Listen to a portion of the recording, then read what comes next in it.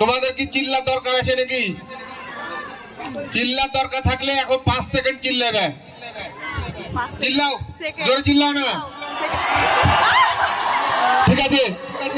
আর চিল্লাতে হবে না, আর কোনো কথা বলবে না, খুব ঠিক আছে? কোনো কথা যেন না হয়।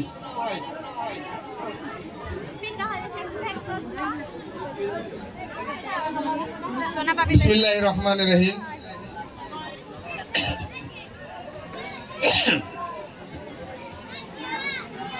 এসএসসি বিদায় বরণ, ষষ্ঠ শ্রেণীর বরণ, পুরস্কার বিতরণ এবং অভিভাবক সমাবেশের সম্মানিত অভিভাবক বৃন্দ, আমার সহকর্মী বৃন্দ, বিদায়ী ছাত্রছাত্রী এবং অন্যান্য ছাত্রছাত্রী বৃন্দ, আসসালামু আলাইকুম।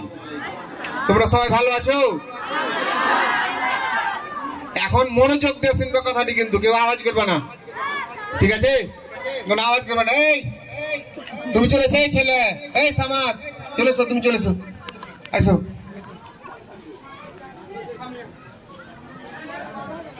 এখানে তোমাদের বিদায়ের কথা কিন্তু সবাই বলে ফেলেছে, আমার কিন্তু আর কিছু বলার নাই, নাকি?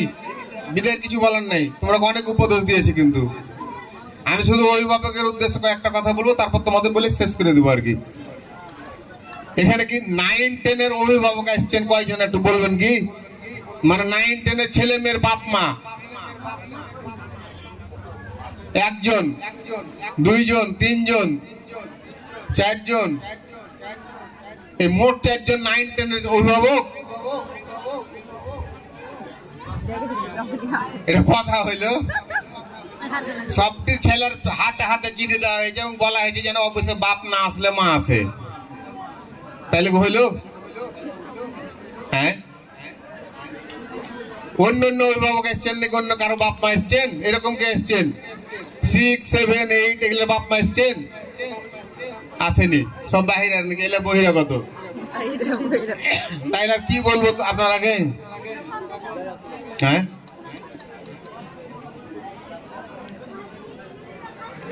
শুনেন, আপনারাও, আপনাদের ছেলে মেয়েও আসবে স্কুলে নাকি? আপনাদের উদ্দেশ্যে কিছু কথা হচ্ছে যে আমরা কিন্তু এই স্কুলটাকে আমাদের জন্য, শুধু মাস্টারের জন্য না, ছাত্রদের জন্য, অভিভাবকের জন্য। অবশ্যই ছাত্র ছাত্রী যদি আসে তাহলে স্কুলটা থাকবে, শুধু মাস্টার থাকলে কিন্তু আর স্কুল থাকবে না। তাহলে ছাত্র ছাত্রী আসতে হবে। আপনাদের অবগতির জন্য আমরা জানাচ্ছি, যে আগেও বলেছি, এখনো বলছি, যে আমরা কিন্তু স্কুল থেকে, মানে যদি ছাত্রছাত্রী উপস্থিত না, আমরা কিন্তু রিং করে বলি আর কি।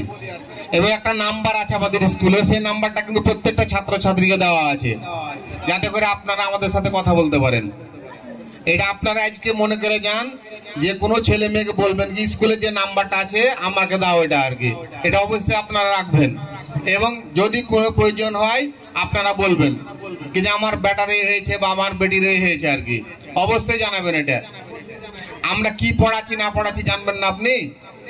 একটা দোকানে আপনি চা খাইতে গেলেন, মিষ্টি খাইতে গেলেন, চা যদি ভালো না হয়, মিষ্টি ভালো না হলে কি বলেন আপনারা? দোকানদারকে বকেন না? কিন্তু কি চা দিয়েছিস, তুই কি মিষ্টি করছিস, এগুলা আপনারা বলেন না? হোটেলে খাইতে গেলেও তো বলেন, ভাত যদি খারাপ হয়, তরকারি খারাপ হয়, তা আপনাদের কি ইচ্ছা হয় না আমার ছেলেটা কি পড়েছে তোমরা, এটা তো বলতে পারেন আপনারা? না, এটা বলার মনে হয় না আপনাদের? এটা বলার জন্য কিন্তু একটা মোবাইল কিনে রেখেছি স্কুলে আর কি, একটা নাম্বারও আছে আমাদের, যেটাতে সার্বক্ষণিক যোগাযোগ করা হয়।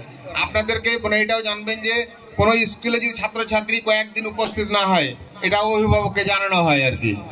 তারপরও কিন্তু আমরা কোনো মানে রিপ্লাই পাই না আর কি। এখন থেকে আমরা এরকম একটা চিন্তা ভাবনা নিয়েছি, সকল ছাত্রছাত্রীকে বলে দেওয়া হয়েছে, যদি সে টানা 10 দিন স্কুল না আসে তাহলে তার 500 টাকা জরিমানা, এবং তার আব্বাকে নিয়ে আসতে হবে। যদি 1 মাস যদি টানা স্কুল না আসে তাহলে তাকে স্কুল থেকে বাহির করে দেবো। এটা কি আপনাদের কাছে কেমন মনে হয় বলেন, যদি একটু বলেন আপনারা? এটা করা যায়? এটা অবশ্যই আপনারা মাথায় রাখবেন। আপনার পড়াইতে হলে এই কাজটা করতে হবে। আর আপনি যদি মনে করেন না পড়াবো না, তাইলে হবে না। আপনি 2-3 দিকে থাকবেন। এই একটা গল্প আছে না এমনি, ওই যে ময়ূর আর 7 ভাইয়া তো চিনেন নাকি? তো 7 ভাইয়া নাকি আগে হাঁটতে পারতো।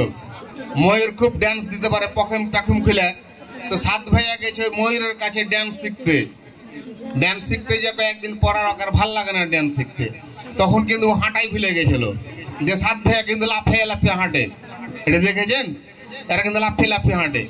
তা আমাদের ছেলে মেয়ের অবস্থাটাও কিরকম হবে না? আপনি এদিকে ওকে 4 দিন স্কুল করাবেন, 10 দিন খাটাইবেন, 10 দিন বাটপাড়ি করে বেড়াবে, তাহলে ও কোনটা হবে? না হবে আপনার ইনকাম করতে পারবে ওই, না পারবে পড়তে, তাহলে কে ধ্বংসটা হয়েছে বলেন তো দিদি? আমার ছেলে মেয়ে ধ্বংস হয়েছে।